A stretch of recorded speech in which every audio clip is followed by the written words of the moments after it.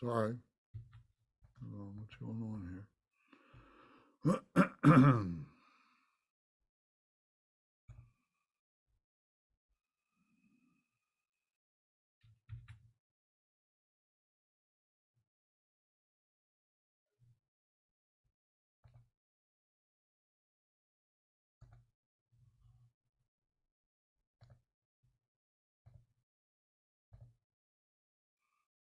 Now the four immeasurables. May all mother sentient beings, boundless as the sky, have happiness and the causes of happiness. May they be liberated from suffering and the causes of suffering. May they never be separated from the happiness that is free from sorrow. May they rest in equanimity, free from attachment and aversion. May all mother sentient beings, boundless as the sky, have happiness and the causes of happiness. May they be liberated from suffering and the causes of suffering. May they never be separated from the happiness that is free from sorrow. May they rest in equanimity, free from attachment and aversion.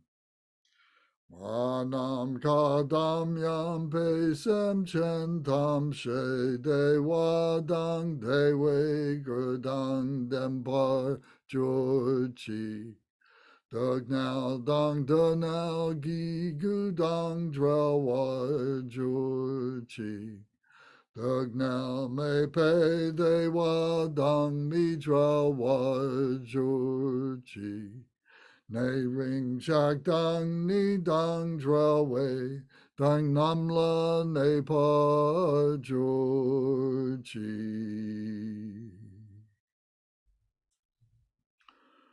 Okay, thank you. That concludes the opening prayers. Does anybody have any questions or comments about the prayers or anything that we've talked about in the past few weeks? Yes, Randy. Hey, why is it that you sing it, but we don't sing the English version of it, but you sing it in Tibetan, right? Is this Tibetan? Well, yes. Well, in English, it doesn't, have a melody to it. So we Oh, recite okay. it in our native language. And Okay. yes, Now I I did use a understand. melody tonight, but you can also chant it where each syllable, each word has an equal weight where you're chanting it. Like Okay. Sangye Cho Dang So Ki Cho Nam La Shang Shu Bardu Dagni Kab Su Chi. So you can chant it if you prefer. Okay. Thank you. Thank you. Thank you. Anybody else have any thoughts or questions? Lance, I was reading a work of fiction, but that's set in Asia in a Buddhist society. It's very interesting, but it's fiction, so you have to be careful with it.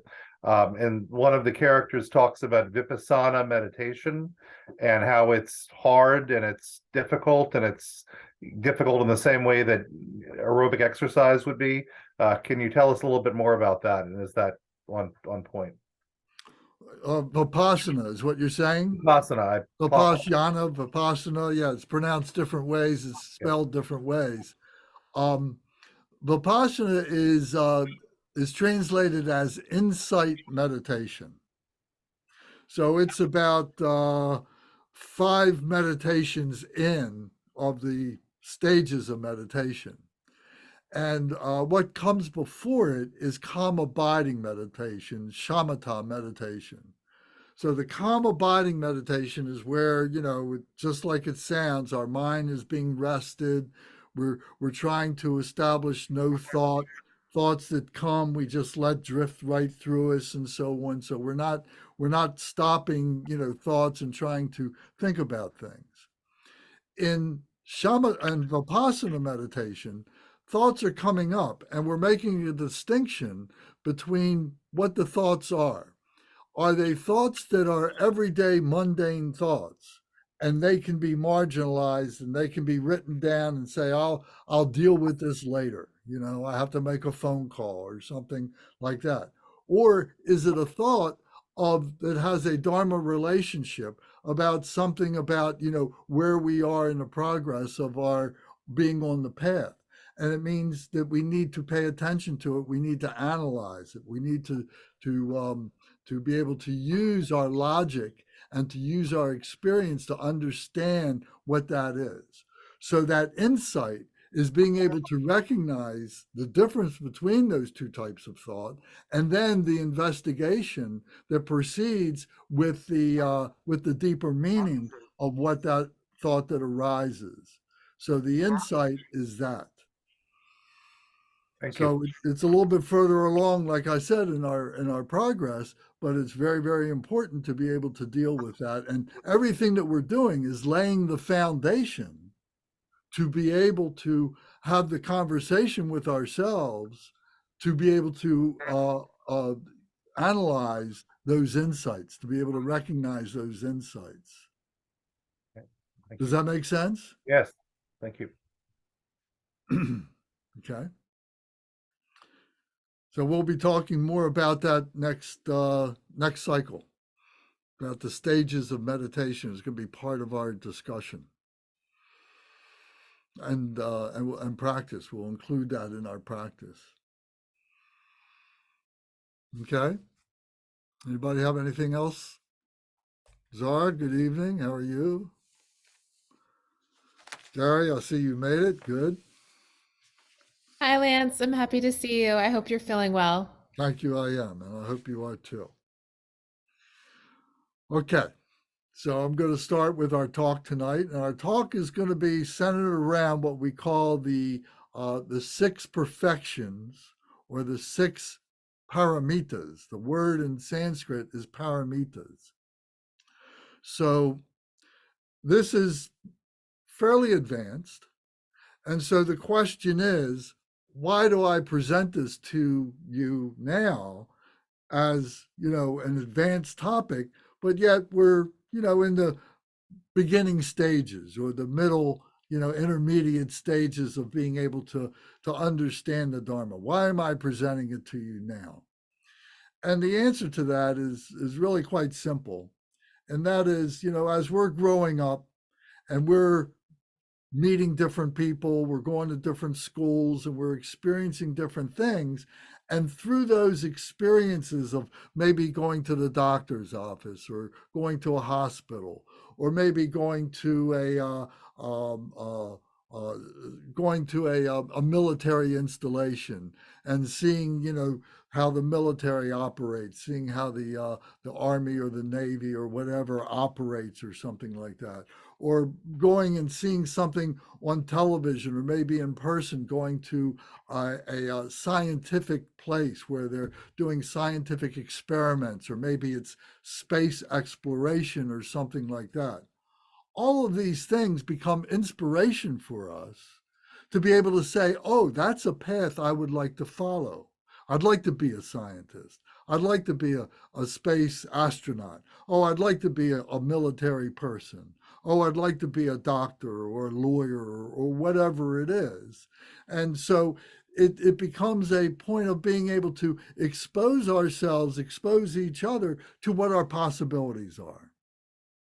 So learning about, or being introduced to, these spiritual concepts that may be a little bit higher than what we're totally prepared for right now, but they give us a motivation to want to learn and to become the understanding, the embodiment of what these basics are all about. Because if we miss these basics, these fundamentals, we're missing the foundations that lead to these higher topics. So this is why I'm presenting these to you, so that you get a flavor of the kind of devotion that we need to develop with these fundamental teachings, the commitments that we need to make to ourselves, the commitments that we need to make to our teachers, the commitments that we need to make to the philosophy, to the doctrine, and so on. So whether it's this or it's anything else, it follows in the same suit as many other things that we've already done that with. We've all been to school and so on like that. So with that in mind, we'll continue now with these six perfections and look and see their value and what it is that we need to be aiming for in the not too distant future.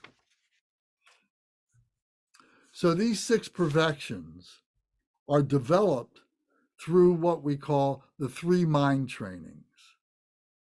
So the mind trainings, we talk about our mind. We talk about that we have a body, we have our speech, and we have the mind. The mind is in the heart center, and this is the big mind. The speech is our intellectual mind, and then we refer to that as our little mind. And then our body, our physical body, houses all of this. So with our mind, with our little mind and our big mind, they are the same mind. They are connected. However, this little mind can block up the big mind. And as a result, we just get absorbed with all the machinations that we go through with our little mind, all the emotions, all the habitual tendencies, all the confusions that we create from not thinking clearly and not recognizing that we have this big mind, this true nature. This little mind we have temporarily. This mind passes away along with our physical body when it passes away. It's locked in our brain. But this big mind is something that is the spiritual mind, if you will, the spirituality that never dies because it's never been born.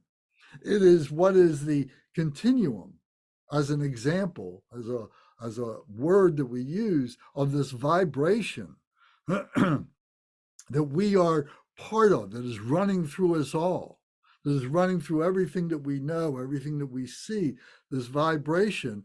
And as we realize it with ourselves in this life, we realize it in this big mind, in this heart mind.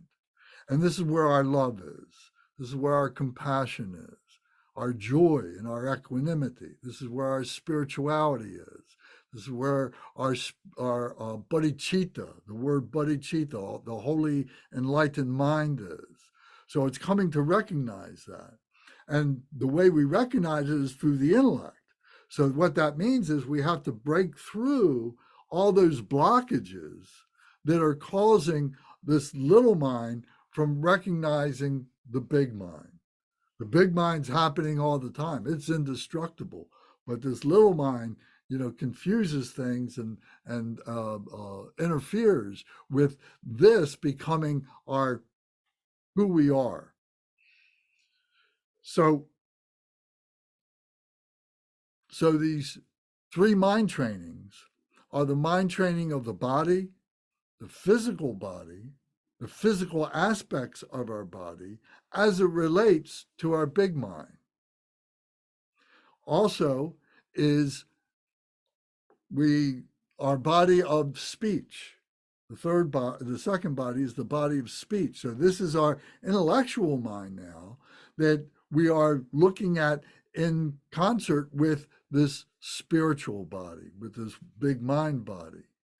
And then the big mind body is we're looking at that in terms of being able to recognize what it is bringing to us, or what it is that we can recognize from it, that we have this wisdom within us, we have this big mind within us, but we just don't recognize it. It's like going out and looking up at the sky and you don't see all the stars. You can't see the depth of the sky, of the cosmos, because it's being blocked up by all the light from the sunlight that we have and all the other light that's penetrating our field of view and so on, that prevents us from seeing deeper into the sky and so on. It's up there, we just don't see it.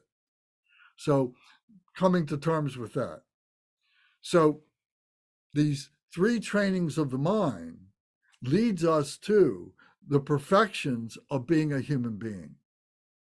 So there's many ways of looking at this perfection of a human being. We've talked about a little bit about this a few weeks ago. We talked about the 8 great bodhisattvas, if you remember, and they represented, the human condition that was trying to perfect itself in these 8 different modes of activity and so on. So now we're looking at this in terms of enlightenment, becoming enlightened, becoming aware of our true nature, becoming aware of the heart center, what this is representing, what this symbolizes, but also what this represents in terms of our humanity. All this is within our human body and our human nature and our human existence. And this is our vehicle to be able to experience all this.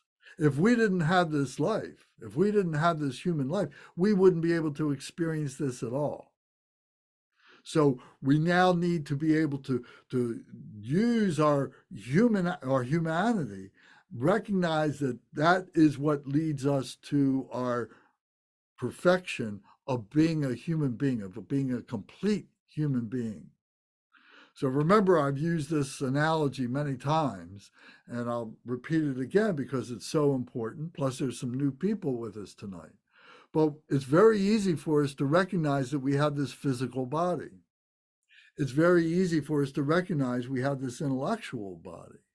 And most all human beings go through their entire lives only thinking about their spiritual body, only thinking about their physical body and their intellectual body.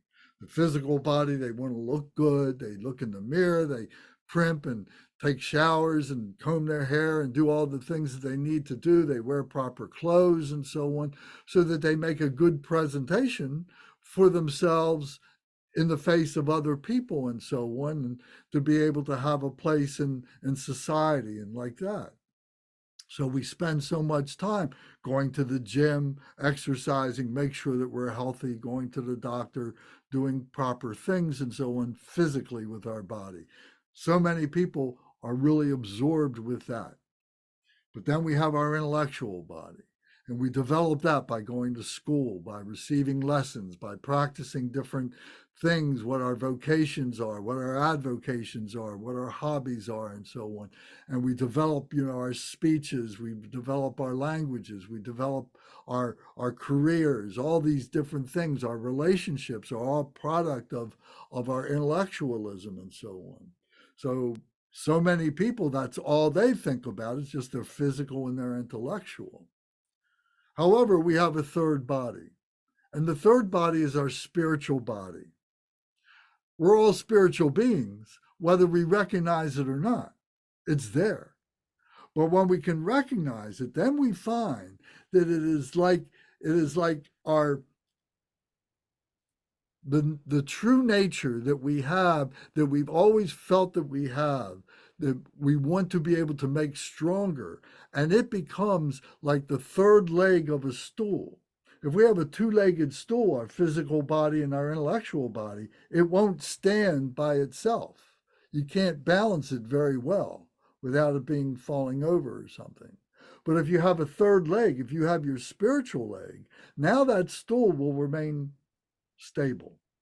So that spirituality gives us the ability to be able to kind of move back, to become a little bit less objective, at least, more objective about what we're doing. Sometimes our intellectual mind gets in the way of our physical, and we start having psychosomatic illnesses. We start feeling bad because I'm not thinking properly. Or if I'm physically thinking bad, if I'm physically not being well, then I can't think well. But if I have my spirituality, if I have an understanding that there is something else in my life that helps me to balance my physical and my intellectual, I can pull myself into a balance and maintain that stability that I wouldn't be able to do otherwise. Likewise, if I have this intellectual instability, it affects my ability to be able to recognize my spirituality, and it interferes with my physicality. So these three are interactive with each other. And to become a complete human being, we need to recognize, we need to utilize these three bodies. So there was a great philosopher who lived over 100 years ago in southern India.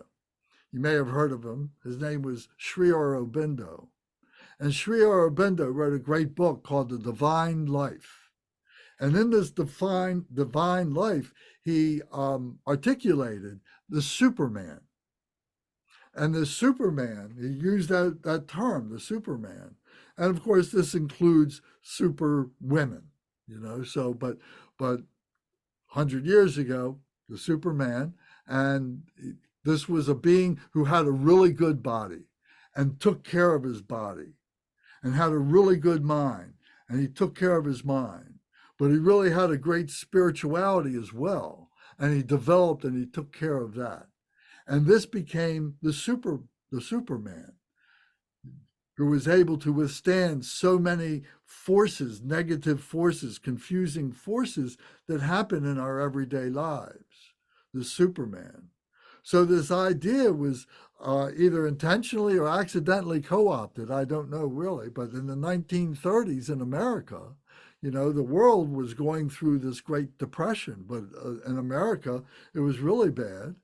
And one of the things that came out of that was this device to be able to help the beings, the human beings, the Americans, to start feeling better about themselves. And it was a simple thing. It was a comic book. It was the first comic book that was the comic book of Superman. And we've all seen the TV shows or the movie of Superman and so on. And who was this Superman? He had a great physical body, came from another planet. He was so good, he wasn't of this human race. He was from another race. But he had this great physical body. He had this great intellectual capability, but he also had this great spirituality. And in the comic books and in the television program and in most of the movies, I haven't seen all the most recent Superman movies, but up to the Man of Steel, the one that was called the Man of Steel, he never killed anybody. He never drew blood. He would do whatever he needed to do to subdue those harm doers, those harmful beings. He would subdue them in order that they could recognize what evil they had brought to themselves and to other people so that they could redeem themselves. So this is how the three bodies work together. This is how the spiritual hero can become one who does not do harm, but will be able to subdue those who do in order that they can redeem themselves. He's not killing them, in other words. So this is a very important, little thing to remember and see that this is what we are on the path to do. That we have these three bodies to recognize our physical, intellectual, and spiritual bodies. So the three mind trainings, you see, lead to the 6 perfections. And that's what we're trying to get to. So the first of these, so you can be taking notes. I hope you're taking notes. I'm not going to screen share this. It's too many variables here, and I spend too much time on the computer. I just want to be able to talk to you. So the first of these 6 perfections is generosity. This is of the body. The second of these perfections is of moral ethics, and that too is of the body. And the third is patience, and that too is of the body. And the fourth is perseverance, and that too is of the body. So the first 4 of these 6 is of the body: generosity, moral ethics, patience, and perseverance. Then the next, number 5, is meditative concentration. And this is of the intellect. Meditative concentration, that which leads up to awareness, that which leads up to enlightenment. But it's the logical system that we go through to recognize who we are, what we are, where we are, what all this around us is, and so on, and processing all of that, this contemplation, this meditation. is, so that's number 5. And that is of the speech. We would say the speech or the mind. The speech is the agent of the intellect. The speech is the action of the intellect. We have to have these thoughts that are being articulated through our vocal cords so that we can communicate with each other and so on. So we say the speech is the agent or is the actualization of the intellect. Now, the 6th one is the wisdom awareness. And the wisdom awareness is what comes out of all these things being put together, that we become the embodiment of this meditative concentration, of these physical aspects. And we become aware of all that, and we see ourselves as a whole, as a whole-on experience, as a whole-on actualizer, an experiencer that is moving about in this space, being able to do all this. So that's the 6th, the wisdom awareness. So I'm giving you the overview first, and then we're going to move down a little bit. Now, this is an introduction, so we can't go a long time into this. Normally, this kind of teaching would go on for maybe 3 or 4 days, where we really get into examining all the different aspects of this. And some of this would be being brought to you by the lamas, the teachers, the Tibetan teachers, or those who have gone through the graduated schooling and experiences and meditations and retreats and so on, to be able to perfect their understanding of all of this. So I'm giving you, an outer with a little bit of an inner view of what this is, so that you begin to process this and use this as a goal for which we're working towards. So this first thing is generosity. So it's generosity of the body. And I should stop just for a minute, just to ask if anybody has any questions or comments right now. Yes, I do. Can you clarify? You said the first mind training is the training of the big mind or the heart, and then the second was training of the body and speech, but I might have missed the third one. The first training is of the body, of the physical body. Oh, okay. I must have gotten mixed The up with the second wording. one Okay. is the intellect, and the Okay. third one is the spiritual. Okay. Maybe I didn't And say that, it exactly that way. yeah, sorry. And then when you say meditative concentration, you said it was of intellect, but you said that the agent of it was speech. So how, and maybe this has a longer answer, so you don't have to answer it, but if it's meditative concentration, how does it coincide with speech if you have to concentrate and be quiet during meditation? Well, that's what we have to experience, Okay. because Yeah. we have to go through all the contemplation stuff, which we do talk about, that prepares us to be able to have the meditative experience. And the meditative experience, as you point out, does not have that vocal characteristic about it. But that's what leads us, that's what is the wisdom experience. That's the 6th thing. That is the wisdom experience. So those two kind of, each one of these kind of is connected to the ones that come before it and so on. So is wisdom awareness also intellect? No.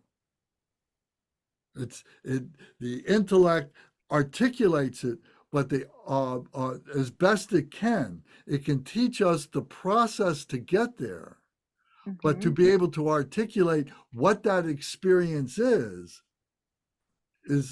indescribable. Okay. People ask, Okay. well, what is enlightenment? And enlightenment is beyond our comprehension as human beings. We can experience it, but to be able to articulate what it is beyond our ability. However, we talk about it in ways that motivate us to stabilize that wisdom awareness for ourselves and for other beings. So that's part of that crossover, you see. Hmm. So it's a Yes. good question. You're thinking critically, and that's really good. I mean, all of this has to do with critical thinking. We're not taking things for granted. We have to experience this all ourselves. Okay. Thank you. You're welcome. Thank you. So the first of the body was generosity. So quickly, not getting too deep into it, we have to be generous with those who are helping us. We have to be generous with those who are taking the time to help us with this. And remember, all of this is at a point of higher learning, of higher experience. This is something that we're perfecting at a spiritual level. So we have to look at our spiritual teachers. We have to look at our spiritual temples. We have to look at our spiritual books. We have to look at all the devices, all the things that help us to develop these mind trainings, these perfections. So we have to be part of that. And part of the practicality of that is these things do not necessarily sustain themselves. In other words, we have to be generous with our time. We have to be generous with our skills and talents. We have to be generous with our resources to help to support these things. The teachers, the books, we have to pay for them. We have to honor the teachers by making offerings to them. We have to make offerings to the facilities because they have to pay their mortgages or pay for their gas and electric, and they have expenses. And if we don't support it as part of the sangha, of part of the organization, where does that support come from? So we have to recognize that in this physical body, there is this spiritual connection to be generous in a very literal way in a physical form, to be able to work for the center, to be able to volunteer to do things, to be able to clean up, to be able to cook, to be able to mow the lawn, all the different things that we need to do, to be able to make offerings, as I said, and so on. So those are important, generous things that connect us a little bit more, because when we do that, we're investing ourselves. If we just take for granted, oh, I don't have to pay attention to this, it doesn't cost me anything, I can just drift in and out of this. There's a taking for granted that I'm really part of this. But when we invest ourselves, when we invest the time, when we invest some money, when we invest some effort and so on, then we start feeling, well, I've done some things for this, and I need to get out what I have done for it. When you went to college and so on, it cost you a lot of money to do that.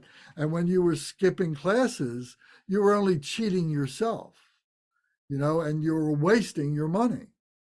So by investing in these things is very important.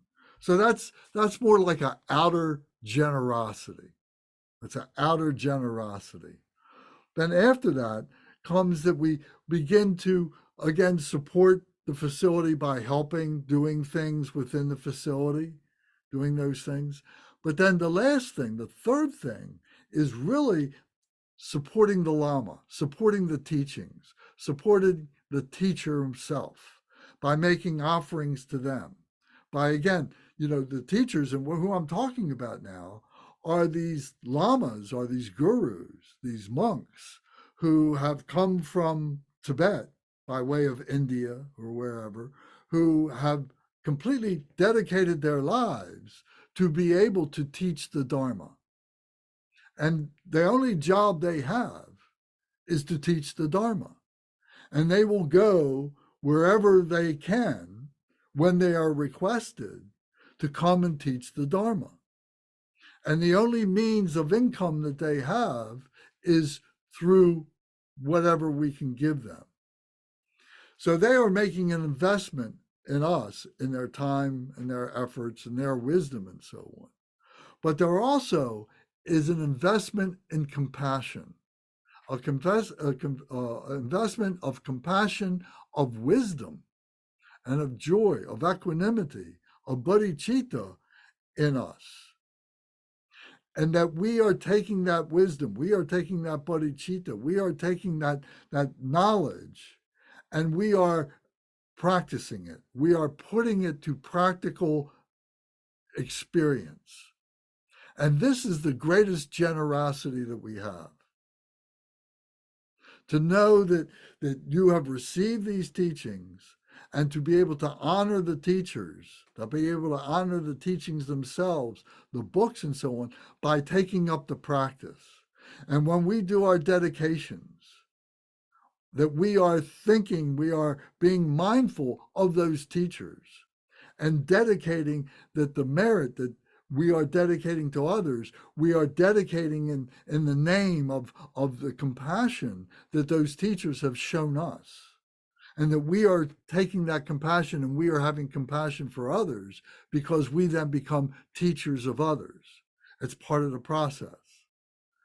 We receive teachings, we process the teachings, then we become teachers. We have new students, then they become teachers, and they become have students, and then they become teachers, et cetera, et cetera, et cetera. This is the lineage. This is the way in which the lineage continues to grow and so on, to do that. So by supporting that from a practical standpoint, and then from a spiritual standpoint, you see, is all part of the generosity of the body. Any questions or comments about that? I didn't realize, Lance, so in the perfection of generosity, it's talking specifically about generosity towards things related to Dharma. It's not like a general generosity towards people or spirit of generosity or something. In the teachings, it's meant generosity for Dharma related things or teachers. Well, that would be the highest level, yes. Okay.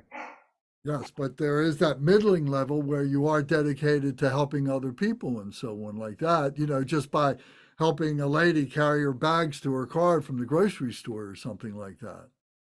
More mundane things. Does that make sense? Can you see that? What do you think about that, Matt? What do I think about it? Yes, it makes sense. It makes sense, and I think it's important. I mean, in terms of what I think about it,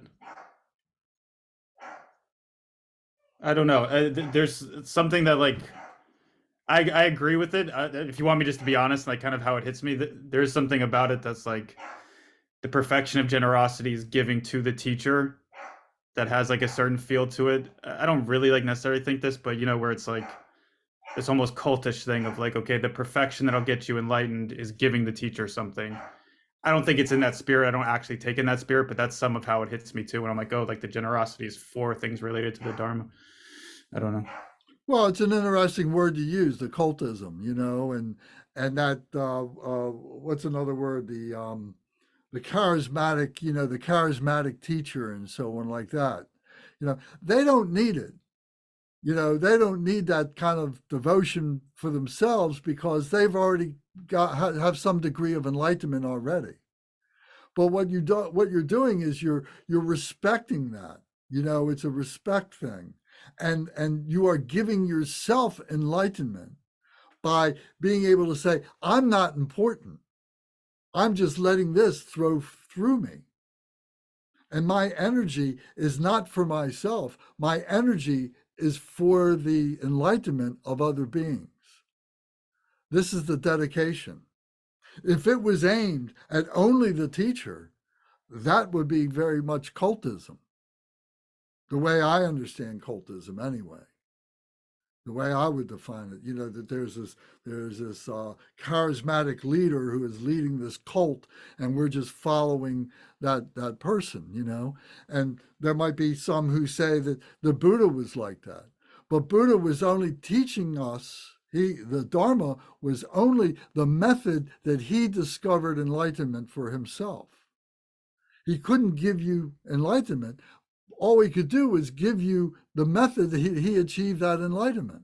And then it's up to each and every one of us to experience it for ourselves. If you don't like Buddhism, fine. Maybe you like Christianity. That's okay. Maybe you don't like that. Maybe you like Judaism better. That's okay too. Maybe you like Hinduism. Maybe you like Krishna. Maybe you like Taoism. Maybe you like humanism. All those are all valid. They're all good.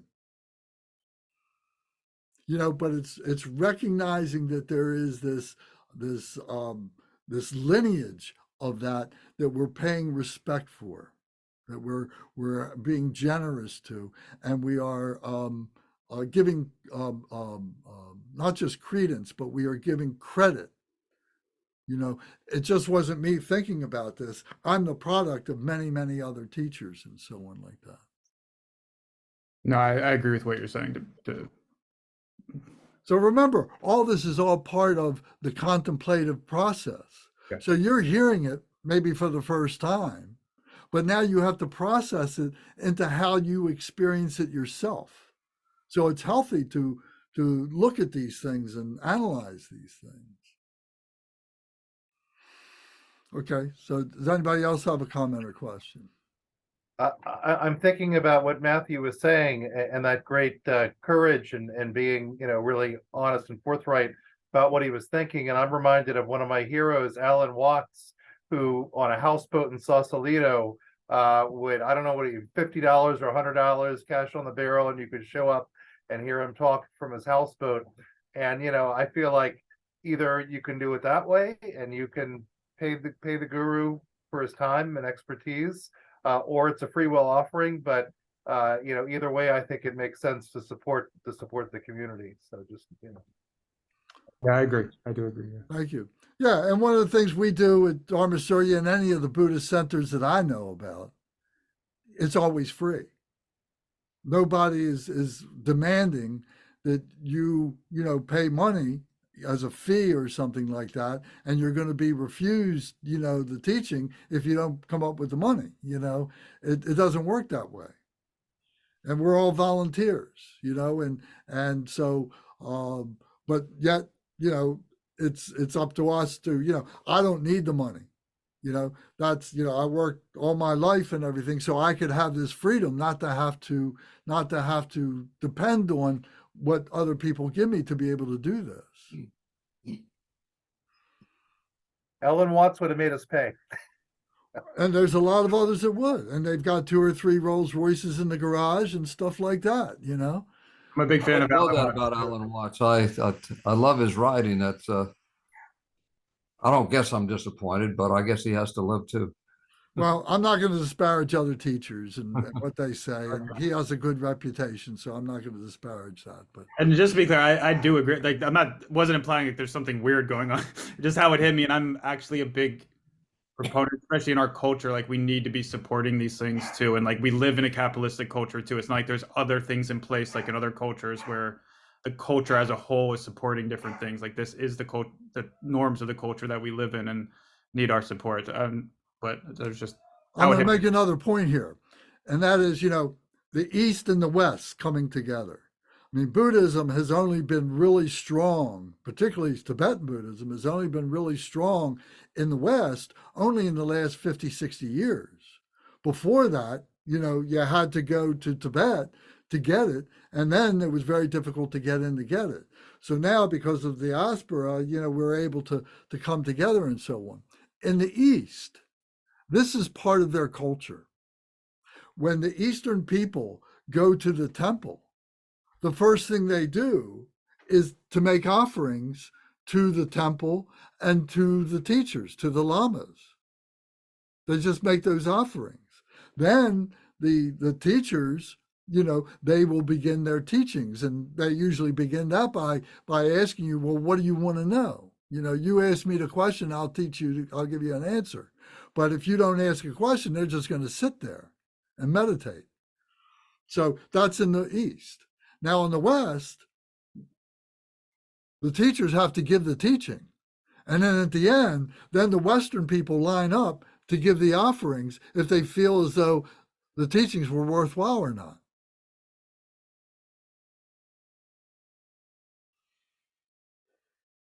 So that's something that may have to change. Where the East and the West, if we come back 500 years from now and we look at these facilities, we look at these places, how are they going to change in 500 years? How much of the Eastern culture is going to affect the Western culture and vice versa? There's going to be changes. And hopefully those changes, are for the better. That maybe some things have been learned from each other. So that's an interesting observation, I think. All right, so moving along. So the next thing of the body was the teaching of moral ethics, or was the perfection of moral ethics. And the moral ethics is really the discipline that we're not going to, we're not going to do negative things, that we have a set of rules that we can follow. We've talked about this, with the 10 virtues and the 10 non-virtues are very gross ways of looking at this, but there's many, many other things that we can look at through the vows that we take, the commitments we make, and so on, and then the carrying through to do those, the carry through and practice those vows, to take up the practices, find time to be able to do the meditation and so on, to incorporate that spirituality, incorporate that into our intellectual lives, into our physical lives, and say, oh, I'm so rigid. I've got this physical format that I follow every day. I've got this intellectual plan that I follow every day. I don't have time for this spirituality stuff. Oh, maybe I'll carve out an hour a week or something like that. And I'll attend a teaching, or I'll watch it on YouTube, or I'll watch something on Zoom, or I'll read a book or something. But that's all the time I got. But is there a greater commitment to being able to carve out more time, have more discipline, to be able to say, well, I'm going to give up some of these other things that I was so rigid about? There was only continuing my confusion. There was only like the rat in the wheel going round and round, the merry-go-round. That's all that does. To play the games of going to work every day, coming home and counting my money and going to work the next day and stuff like that. Or am I going to find out that there's something else in life that is transcendent of that? Is there something more to being a human being than whatever job we have? Not that that's not important, but being able to put it in a perspective to see that we are part of something that we don't easily recognize until we start developing this discipline, this internal investigation into our heart, into our big mind. Then we start seeing this. And then what happens when we really make the effort to do that, and we start breaking through some some of the walls that we've created for ourselves, we find, oh, now I've got clarity on how I can do this. I've got clarity how I can spend more time. Why? Because I want to. Before it was, I'm doing it maybe out of some kind of guilt or something like that. Now I want to do it. Now other people can talk about me. I don't care. This is something I want to do. We've all come from places that if you have friends and family and people that you've known over the years, if they knew that you were sitting in this meeting right now, they think, my God, you've gone off the deep end. What do you belong to, some kind of a cult? But we look at it as, wow, this is something I want to do. This is really great. I'm really learning something. I'm really bettering myself. And what's more, I'm helping other beings because I'm becoming a better person that helps other people to become better people. So that's really a good thing to do. We know that we're on the right path when we can say that. So this discipline is being able to organize our lives in such a way that it includes our spirituality. So that's the second of the body. The third of the body is patience. And patience is to realize and have to work with that it doesn't happen very fast, not near as fast as we would like it to. And we have to be patient with ourselves. We have to be patient with others.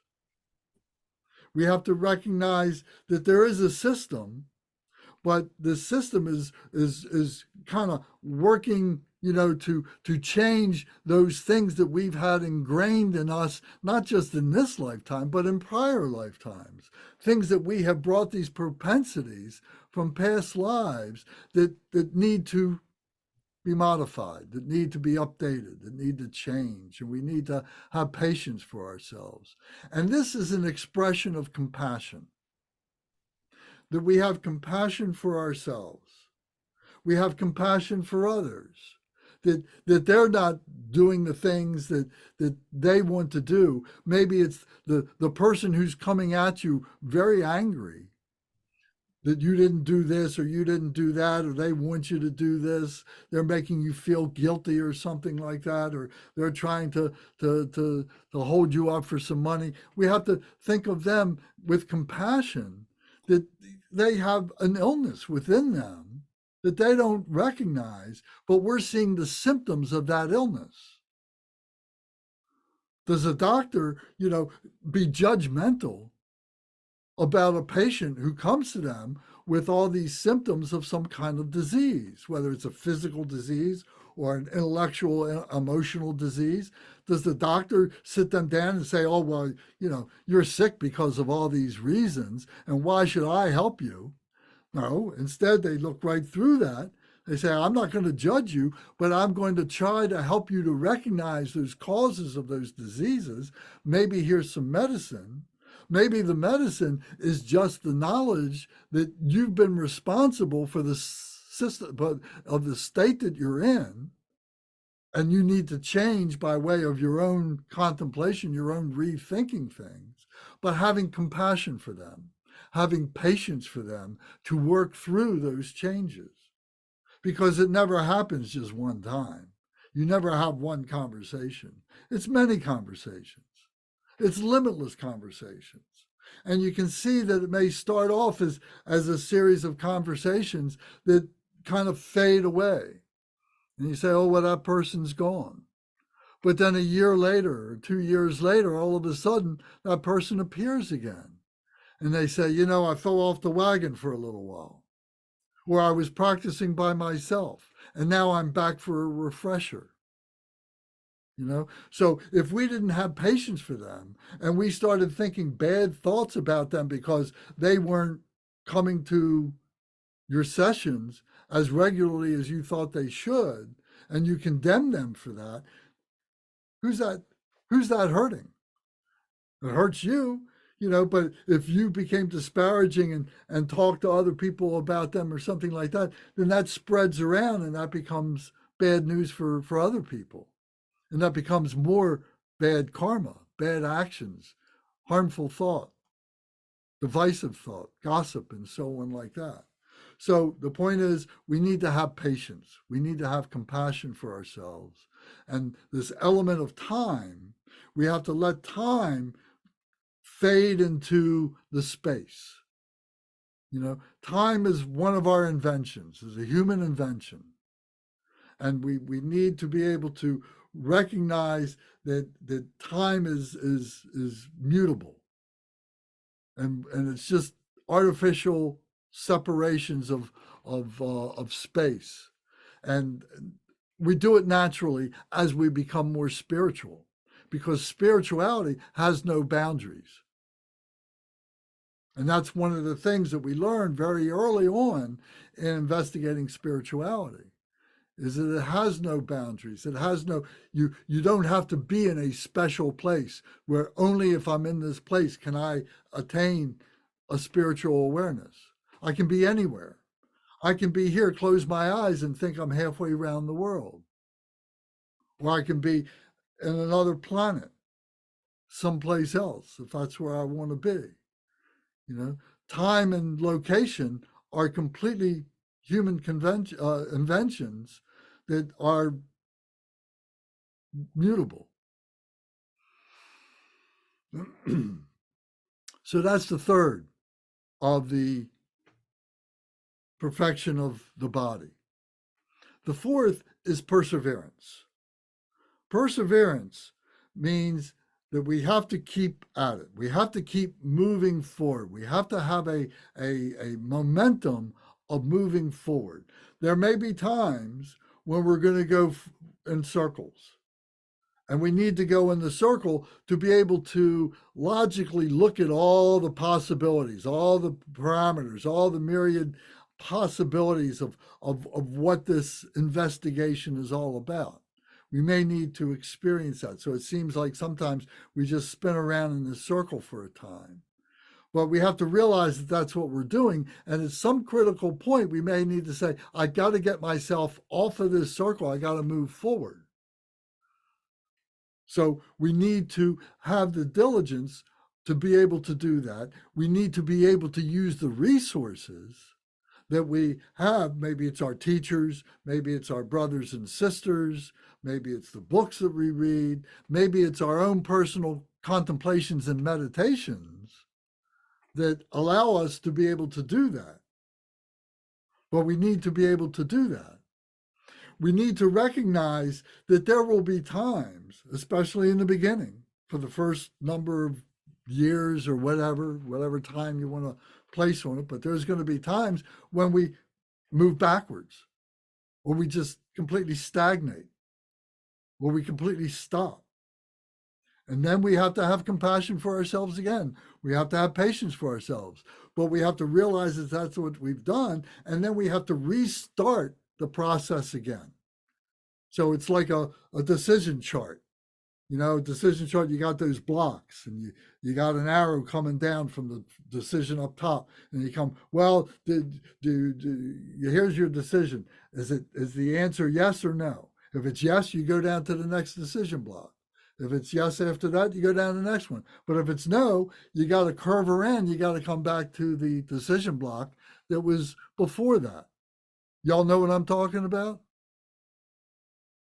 Yes. So sometimes we have to use that kind of logic, that kind of wisdom to be able to say, okay, I've fallen off the wheel, so to speak. I need to restart the process. So I need to get back at the beginning. I may go through that process very quickly because I've already been through it once or twice or three times or something. So I don't need to spend a whole lot of time there. I just need to refresh myself. But then I moved in and I get back to where I stumbled, where I stagnated, where I had a negative response, where I didn't practice enough or something like that. And then I say, okay, this is where I left off. This is where I need to be. I need to be restore my diligence, and I need to get back into it. So this is the perseverance. This is the diligence to be moving towards our goal. What is our goal? Our goal is what we call enlightenment. There's many different synonyms for that. I think one of the most meaningful words for that is liberation. Liberation from what? Liberation from suffering. What is the suffering? Do you know when you're free? Do you know when you're not free? Do you want to be free?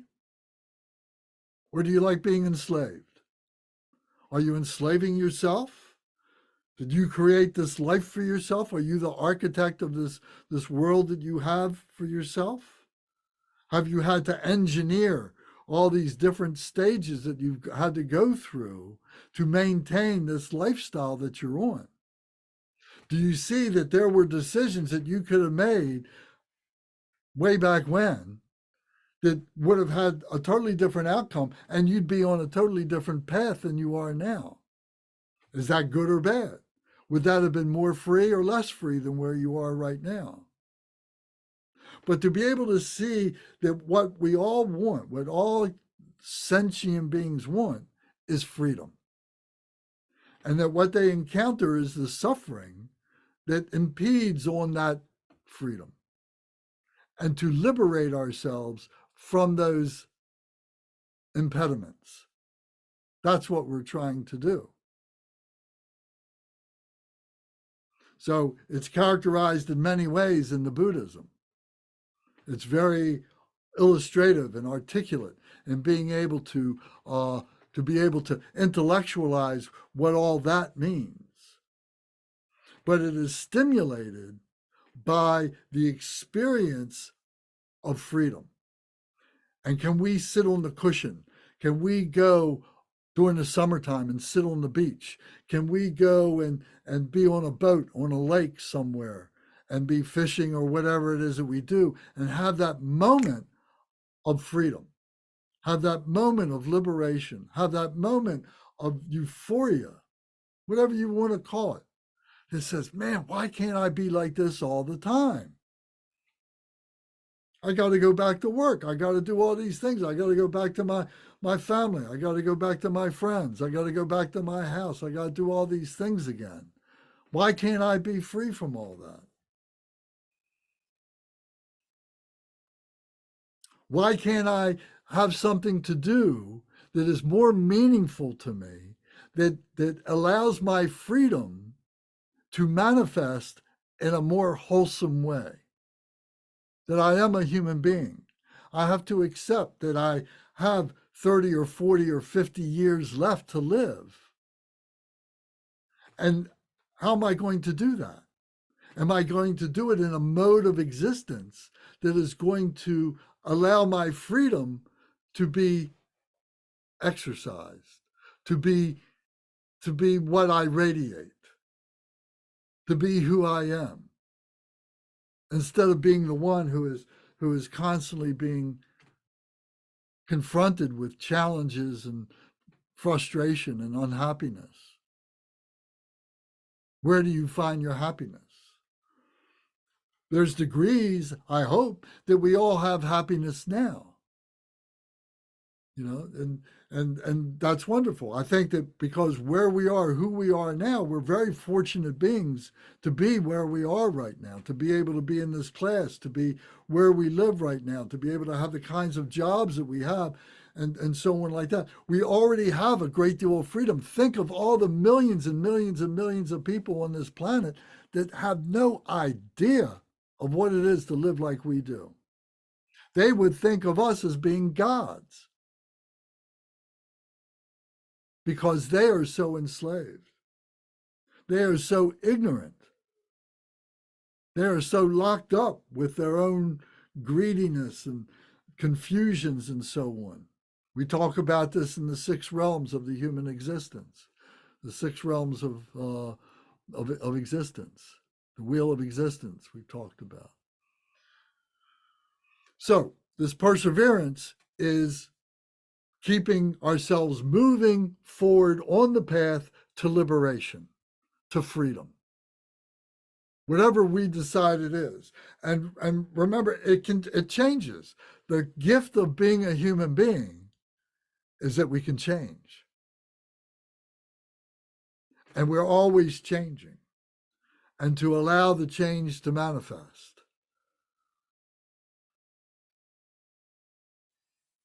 That's part of the human condition that is healthy. It can be negative if it's a spiral downward or something like that, of course. But we have to take responsibility for all those changes in any case, whether it's happiness or suffering. So we need to be in that mode of being able to look at ourselves. So this is where our daily practice comes in. This is because we need to have a time out. We can create this new way we can create this new change for ourselves, but it will easily get locked up in different confusion. The ego will attach to anything. The best neurotics are the best egotistical people you can meet. The best very wealthy people can be very, very neurotic. They've got everything, and they've got this strong ego. And they have no idea of what it is to be free. So that's a conversation for another time. But I think you can understand the point that the ego will attach to anything. It just wants to have identity.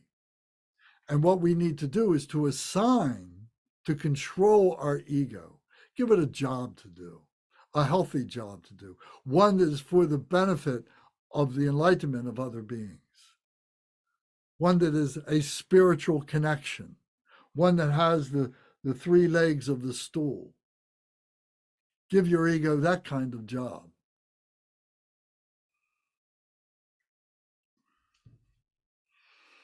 Any questions or comments?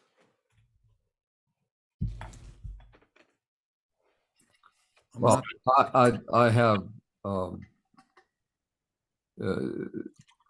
me, doing a great deal of reading, and it all comes back to things. It sounds overly simplistic. You can call it phenomena. People who are wealthy spend almost all of their time making sure that they don't lose the things that make them wealthy. That that impoverishes them spiritually. And you don't have to be necessarily wealthy in conventional terms to be in that trap. I've been in that trap. Probably most of us have at one time or another, because we were raised in a culture where the accumulation of things was a sign of success, rather than arriving at some sort of spiritual freedom that I think Buddhism teaches. And so to me, that's what it's all about, protecting things that are ephemeral, that are passive, that have really no life of themselves.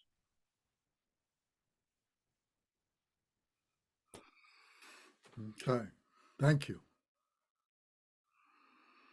So yes, so we need to choose our path. And what's being offered to us is a pathway that is broad in some sense. It accepts everybody, but in the other sense, it's very narrow because it has very little patience for those who are there to be disruptive.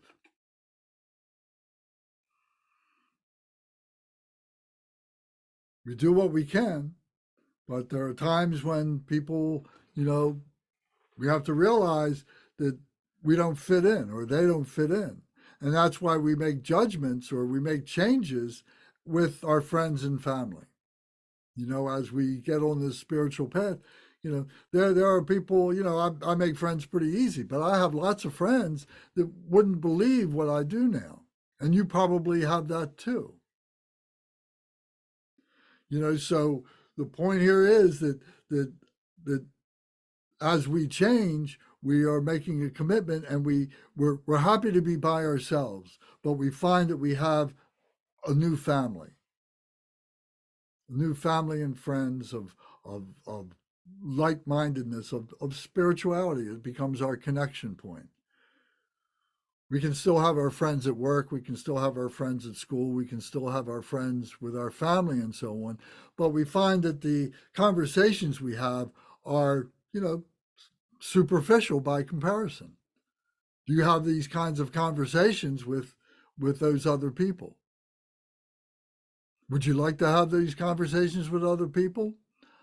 I bet you do. But I bet you'd be talking, going outside, lifting up the window and speaking to the trees and getting that kind of a response from those other people who don't have a clue what you're talking about, nor do they want to know.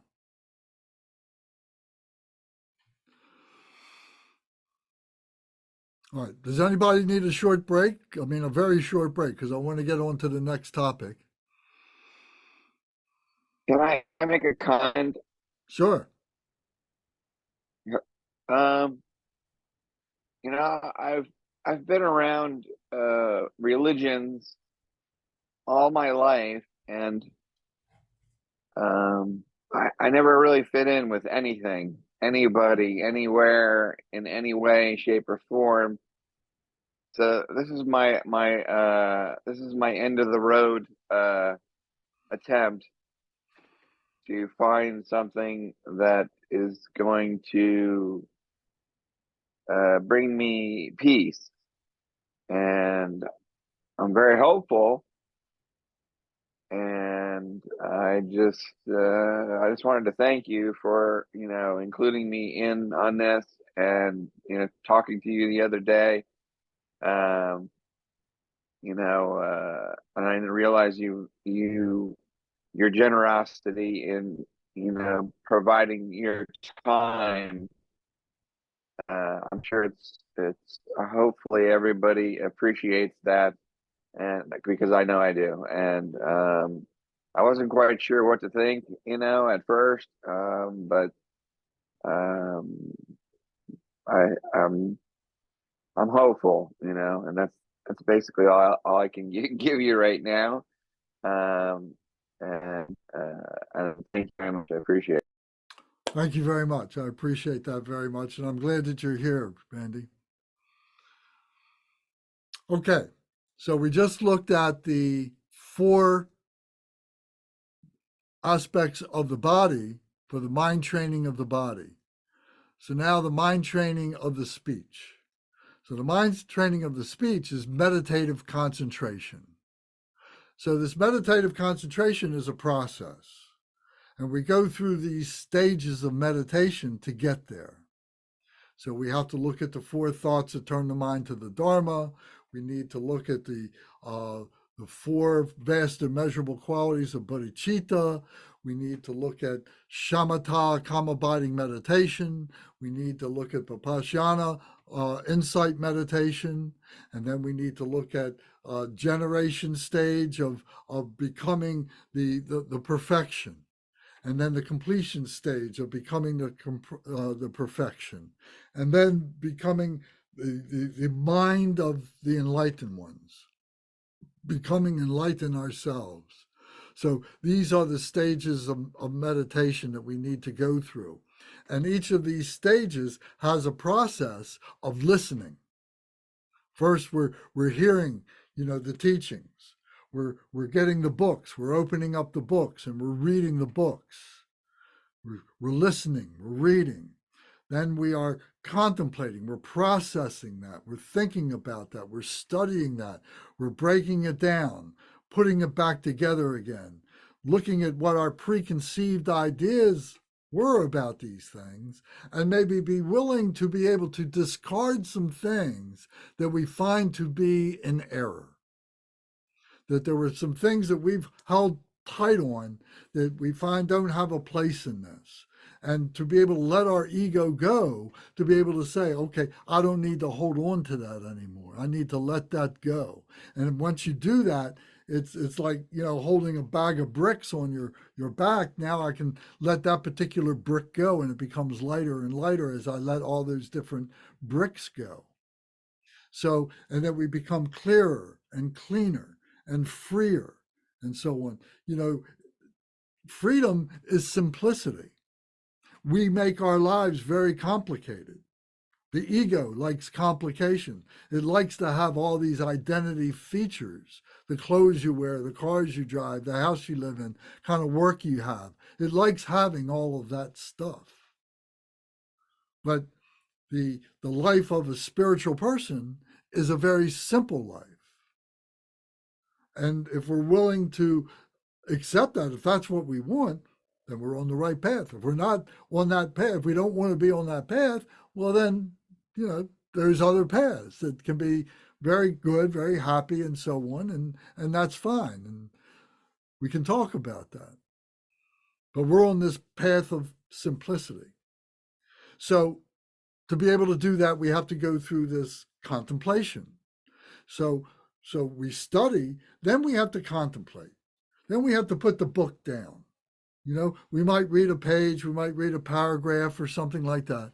And then we have to have a place that we're doing this in that is conducive to thought, critical thinking, contemplation, to be able to sit. So we talk about, having a cushion on the floor, a comfortable place. Maybe it's in the corner of a room. Maybe it's an entire room, whatever it is. Maybe it's outside. Maybe it's inside. Maybe it's at the temple, whatever it is. But you should have a place where you can create for yourself this space of freedom, where you're only going to be inspired by the stuff that you see and hear around you, and not by telephones ringing or other things that are interfering with this spaciousness, with this contemplation. Once you get this place, then you start going through the process of examination. And this process of examination is comprised of these books, comprised of these teachings, taking these notes, and then using them on a routine basis and seeing that there's wisdom and compassion and joy and equanimity that is infused in all these devices, all of these tools that we have. That we go through this. Some days we may go through these prayers, we may go through these practices very quickly, and then we spend, a lot of time contemplating. Other times we may sit down and find I recite one prayer, the first prayer, and I spend an hour thinking about that prayer because of something that happened yesterday or something that's going to happen later on today. And there's all this new experience for me to process with the guidance of this particular prayer or practice. So I need to be willing to be able to expose myself to that. I have to give myself permission to be able to do that. There's a system to be able to use the system. This system is what leads us to this spiritual mind, this big mind. That's what this system is. There was a system that you used to develop this to get whatever career you're on. You had to go to school, you had to finish high school, you had to go to college, you had to finish college, you had to go to postgraduate work and all that kind of stuff. You had to do all these different things to get to where you are, but now you're still here wanting something else. So there's a graduated system to be able to get to this. But what we find out is that you've got it already, and you're just getting willing to be able to recognize it and willing to be able to say, I don't need so much of that other stuff anymore. I'm just cleaning house, and that I already have it. I'm already Buddha. The Buddha taught that we already are Buddha. We have the full potential to be Buddha within ourselves now. The difficulty is leading an enlightened life. So that's what this is about, is understanding what it is that gets in the way of that enlightenment so that we can lead that enlightened life.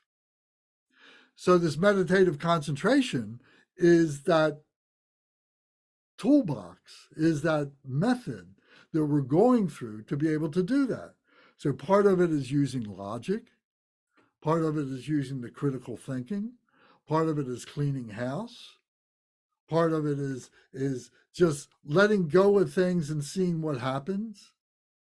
There's all these different things are there for us to be able to try to work with. And that's all good, long as we're not harming ourselves and harming other people. So we need to create a GOM, G-O-M. A GOM is a meditation space. We need to be able to have the tools of the meditation space. We need to have the books and so on. We need to reflect on our notes.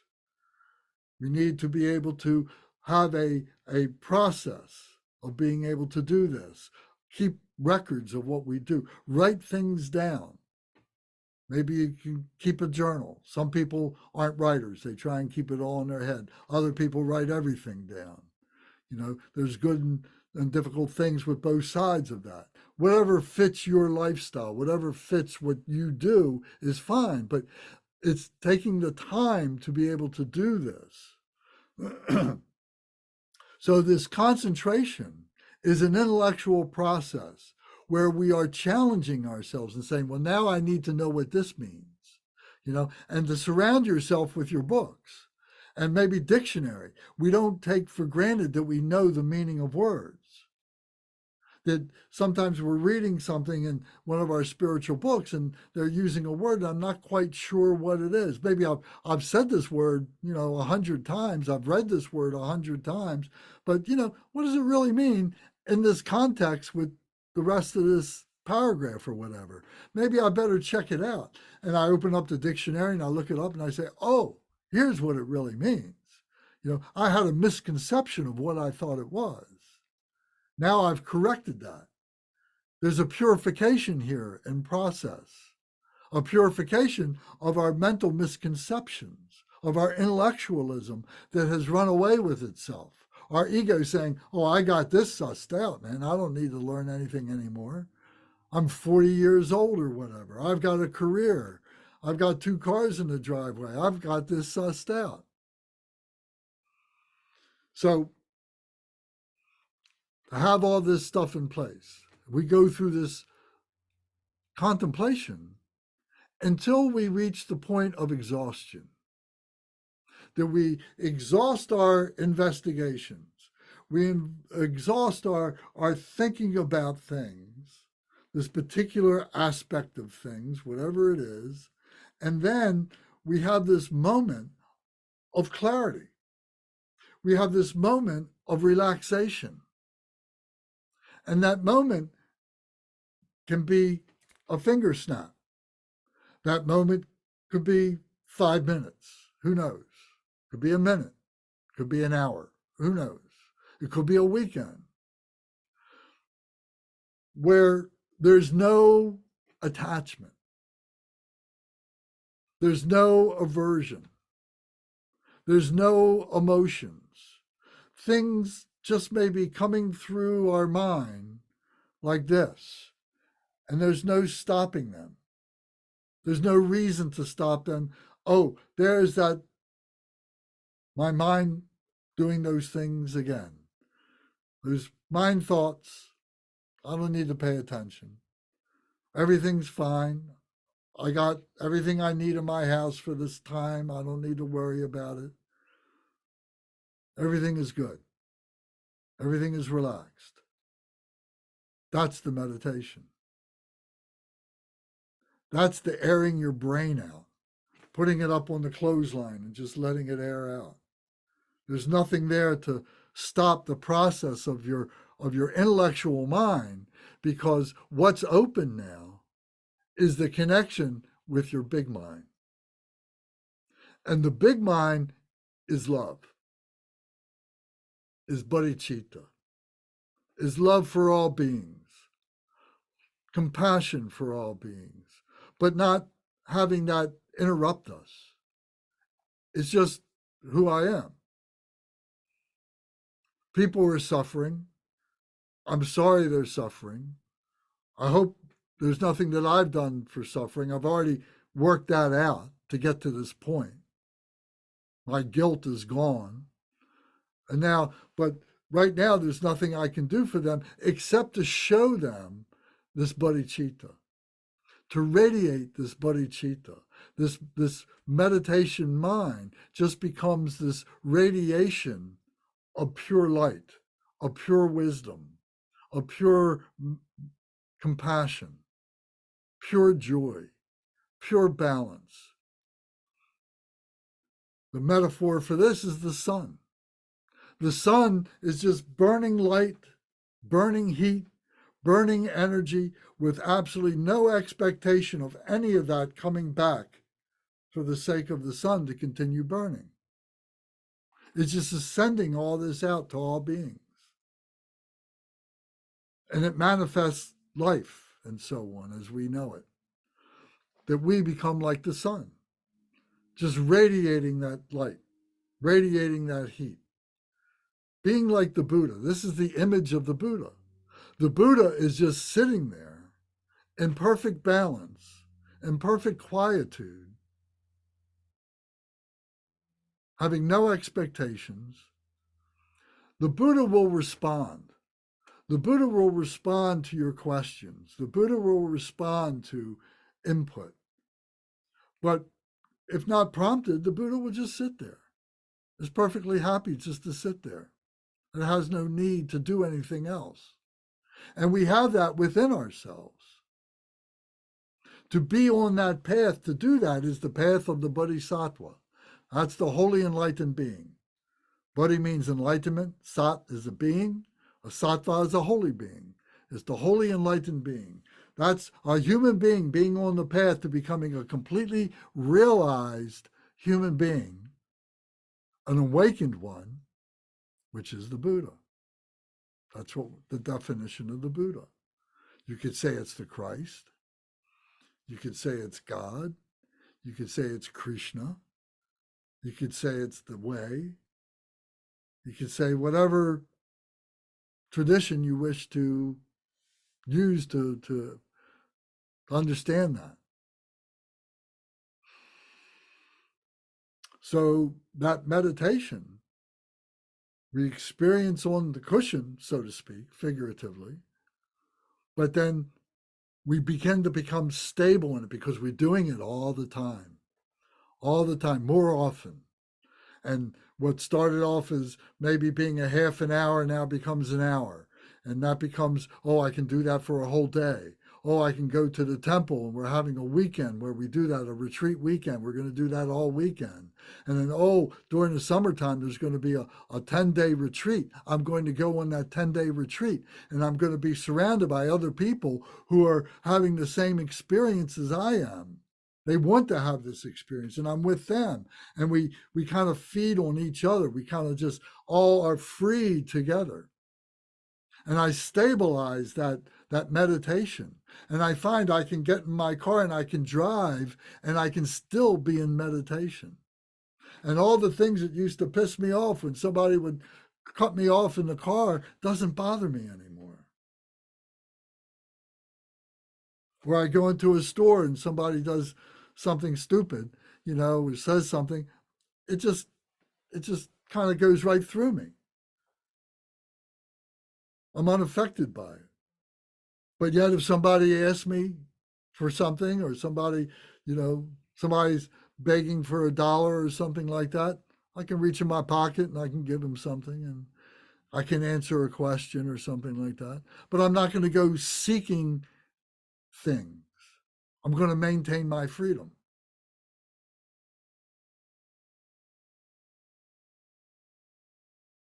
So this is the meditative concentration. Being able to develop that, to experience that, and to stabilize that. There's more to it. We would need more time to talk about this. And the most important part would be for you to go through the process to develop this and experience this for yourself. So that takes time too, so. So that's the fifth of the 6 perfections. The fifth of the 6 perfections. The sixth of the 6 perfections is the wisdom awareness of being able to see how all this all fits into place, how all this phenomenal nature, all this stuff that we call real, all this stuff that we think of as being permanent, that every single bit of it is impermanent. Every single bit of it is temporary. Our body is temporary. Our intellectual brain is temporary. All this is temporary. All this is contrived. All this is being taught to us as a conventional way of being able to experience the true nature of our mind. And the true nature of our mind is empty. All this is empty of its own nature. All this is a manifestation of stuff that we have no explanation for.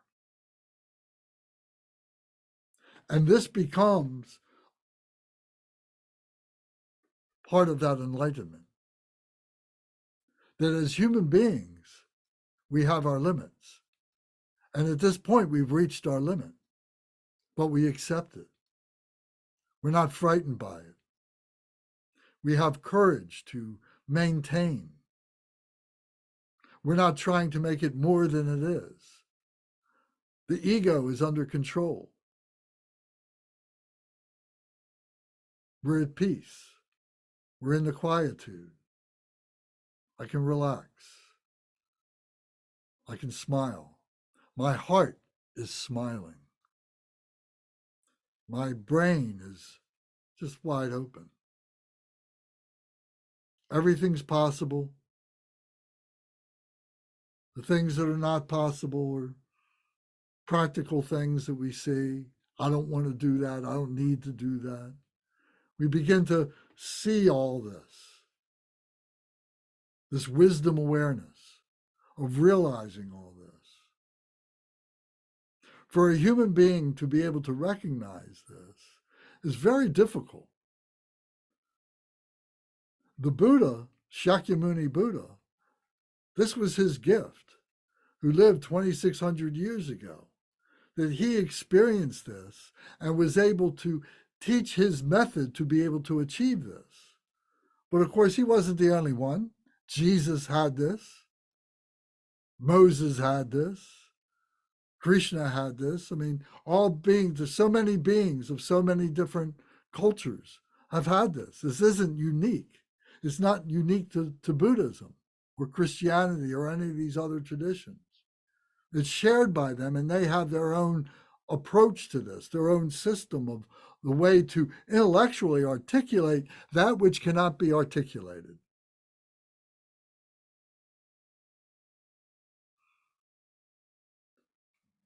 And that's the freedom.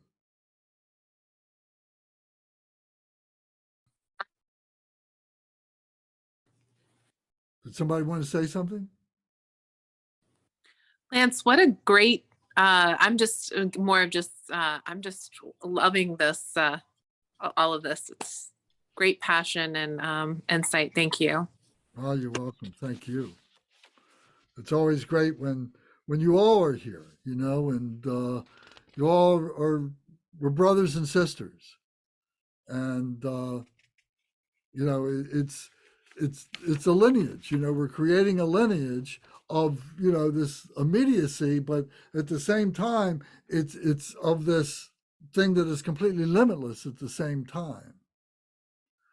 So it's great to be able to share this with everybody, and I know that it's the kind of stuff that you will share, not only experience with yourself, but you'll begin to share with other people, because this is something that's been going on for a very, very, very, very, very long time.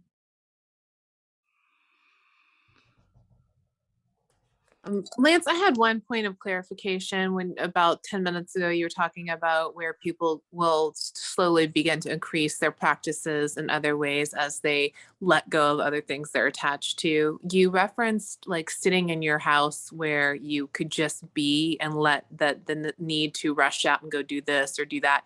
Have you done versions of that at your own home where you just are like intentionally, like this weekend, my phone's off, where you create your own sort of retreat privately and challenge your ego and self to just be still? That's every day for me. Lance. Well, no, I'm retired.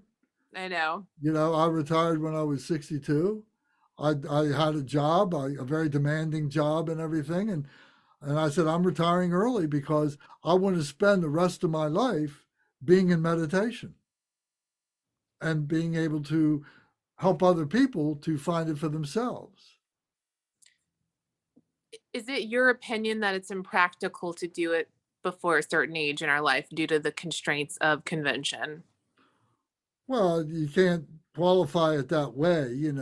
Everybody's got their own things, and for me, it was a question of being able to stabilize my finances. Yeah, that's what I mean. Like, because you have to buy groceries and rent Yeah. and all that.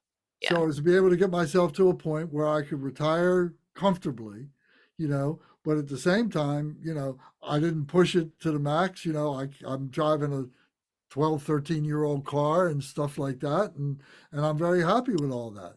I don't need to have to rush out and do things that, some people say, I'm very limited as to what I can do. Okay, I accept that. But at the same time, I have the time, I have the ability to be able to do this with everybody else. And that's part of the being on the path is sharing. That is part of the process is sharing. It's not something that is done in isolation all the time. You might have your periods of isolation, but more than that, it's time when you are getting out of that isolation and you're sharing with other beings. Thank you. I don't know if this is in line with what you're teaching, but I was listening to a podcast, and actually, I think it was a Ramdas podcast. And he said that you can find meditation even when you're not, for example, retired or sitting in solitude. You can find meditation in the life that you're given and the karma that you're living in the very moment. You just have to, kind of like what you said, find ways to free yourself and just be in that one moment. And that's your meditation. That's true. Yeah. Yeah. Because, I had many experiences, before I retired, but I looked forward to the time when I could retire. And to be perfectly honest about it, to put a personal, point of view on this, I experienced this first when I was in my middle 20s. I was very fortunate. I grew up in a time, where this was the zeitgeist for my generation. Enlightenment was happening all over the place, and it was great. And I didn't get serious about work till I was in my middle 30s, almost 40 years old. Because I was just in that moment that lasted for 15 years or whatever it was. And then I go to work, do what I had to do, but only to say there's going to be a time when I'm going to be able to leave that behind now and be able to get back to that meditative life and be able to share that with other beings. Lance, Yes, sir. I wanted to ask Faiza, was the Ram Dass you were reading the book Be Here Now? That's one of his big books. There's a really good book called Polishing the Mirror, and it really Yes, puts things in perspective too. And then his podcast, if you just let me look it up, it's called Here and Now, and it's free on the podcast app on Apple, but I'm not sure about Android or anything else. Yeah. It was he's really wonderful. His life was a Oh my transformation. He was raised Jewish. In fact, he was bar mitzvahed. God. His name was Richard Alpert, and he just is Yeah.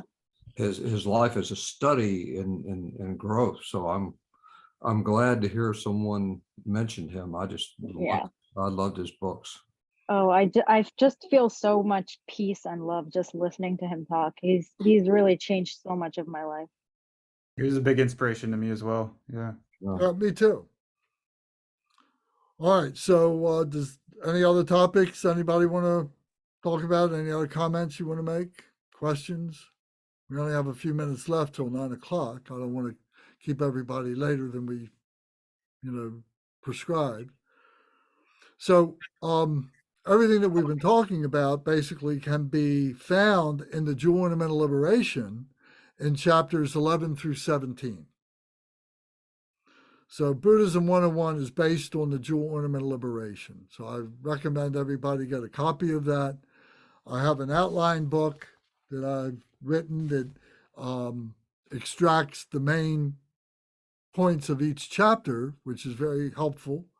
And I can give that to you, but I've suggested you have the book and read the book. It's like a college textbook. It's kind of dry reading, because things are categorized in each chapter and so on, and you'll see what I mean when you get it. But it is it is the first of the Lam Rim texts, LAM R-I-M, Lam Rim. And Lam Rim means stages of the path. There is a path to enlightenment. And this book tells you how to do it and how to, I use this analogy, this metaphor.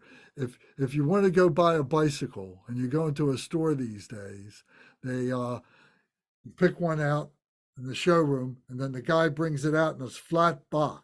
You say, well, where's the bicycle? He says, well, it's in the box. He says, well, it doesn't look like that. He says, well, you got to put it together. So you take it home, you pull everything out, and you say, oh, okay, and you take the book that came with it and you throw that on the side, and then you start putting the bike together because you know what a bike looks like. And then you find out you got all these pieces laying on the floor afterwards, and you try and ride the bike, and the seat spills around, and the handlebars come off, and the chain flips off, and all this kind of stuff. And you say, oh, I guess I should read the book. So then you go read the book, and you say, oh, I needed to do this in this order, and I didn't do it that way. I got to take it apart, put it back together again, and everything. And then you finally got a bike. But then you got to learn how to ride the bike.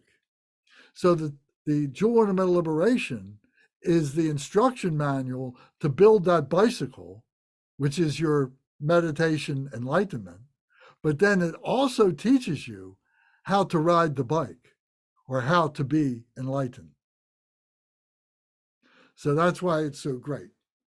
And this book is the first of the Lam Rim texts, and it's over 1,000 years old, this book. And of course, this English translation was done by our great teacher, Kenshin Kunchok Yeltsin, who there's another whole story about him. But nevertheless, this is the most used English translation of this book, and is very accessible and so on. You can get it on Amazon.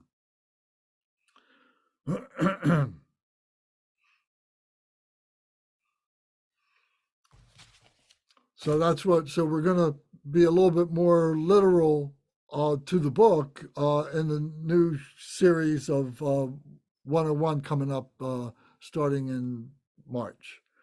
But again, next week is going to be the life story of the Buddha.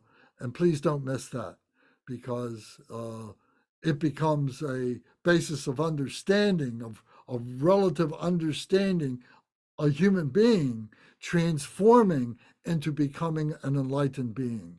And this becomes a recipe for ourselves. We begin to see ourselves in the same light. So it's something that we constantly refer back to. So it's important. All right, so before we do any last dedications, anybody else have any questions or comments, please? Where can I get, can you tell me the name of that book again, and where can I get it? Is it on like Amazon or? Yes, it's on Amazon. It's called The Jewel Ornament of Liberation. You might want to Google it first, because there may be some other booksellers who have it available, maybe secondhand for a little bit less money or something. Okay. The Jewel Ornament Liberation. Of Liberation. Of Liberation. Okay. And the author, well, it was written by Gampopa, Gampopa. Okay. And the translation is by Kempo Kunchok Yeltsin Rinpoche. So I'll tell you what I'll do. I will write in the WhatsApp, I will write all the detail about it so you can see it. Okay, cool. Thank you. And it's the kind of book you'll be using for the rest of your life. Okay, thank you.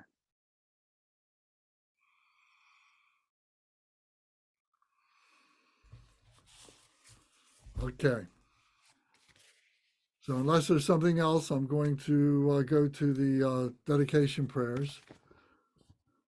So page 18, 19, 20, 21, 22 in our prayer books.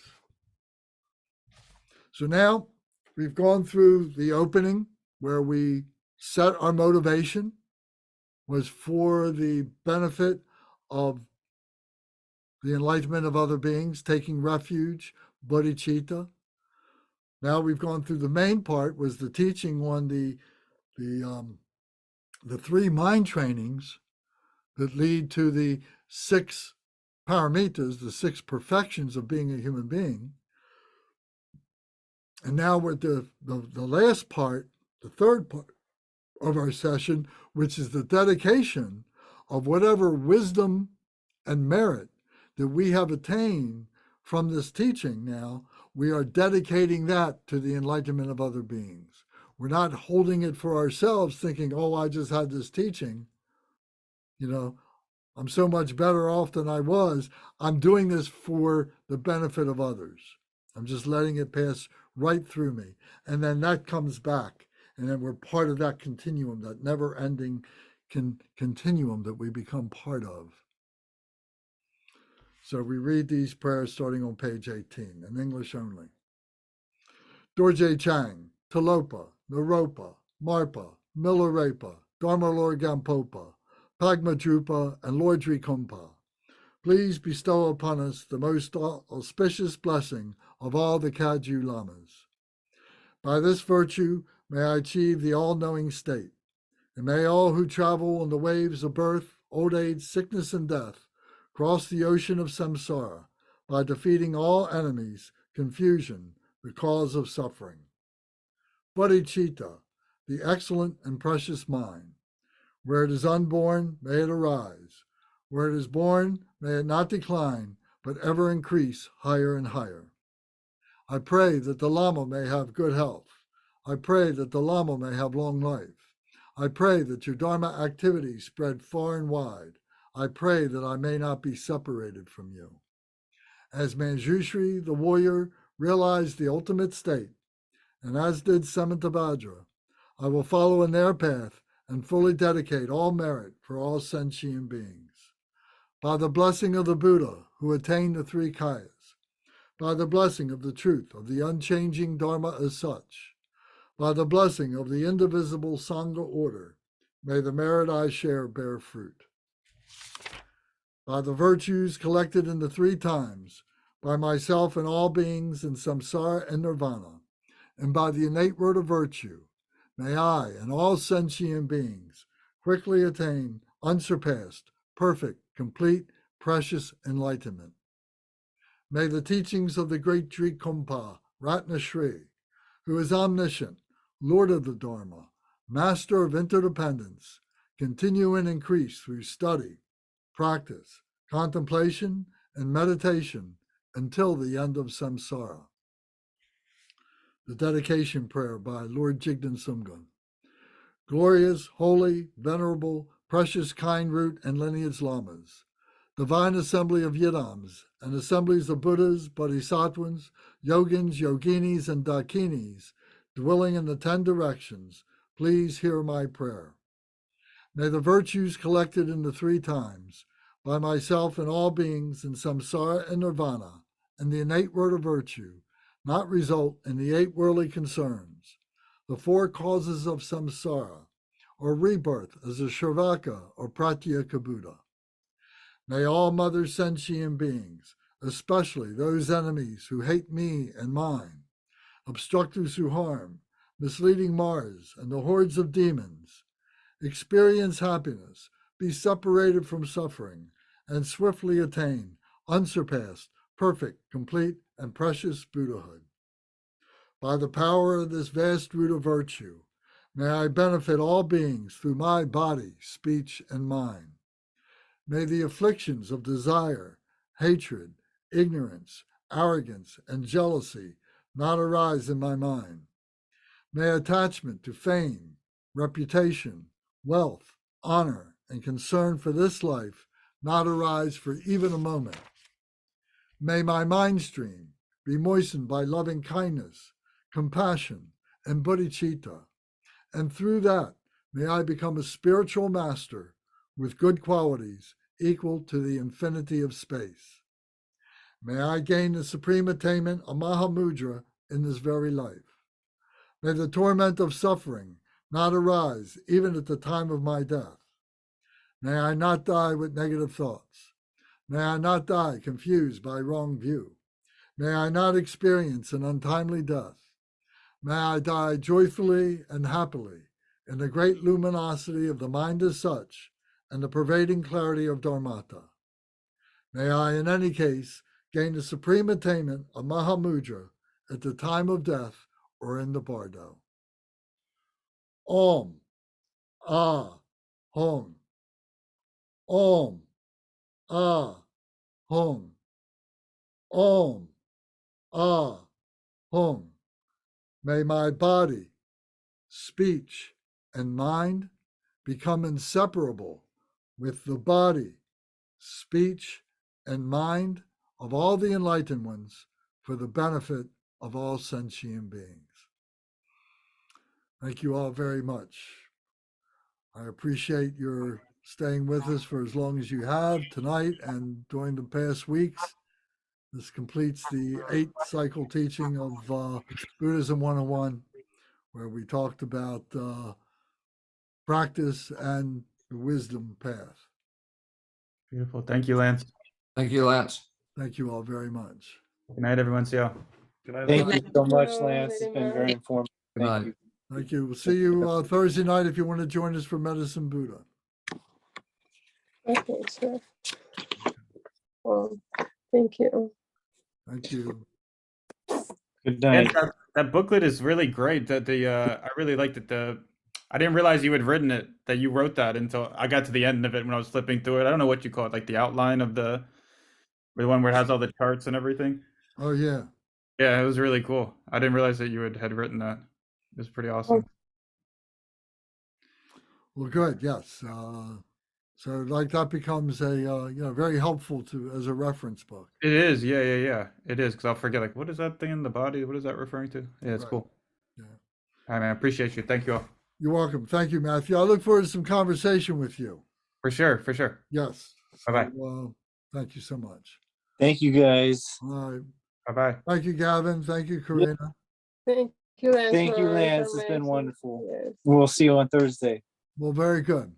Good to Yeah. see you comfortable in a stationary place. Thank Yes. you. All right. Have a good night. Thank you. Good night. Bye-bye.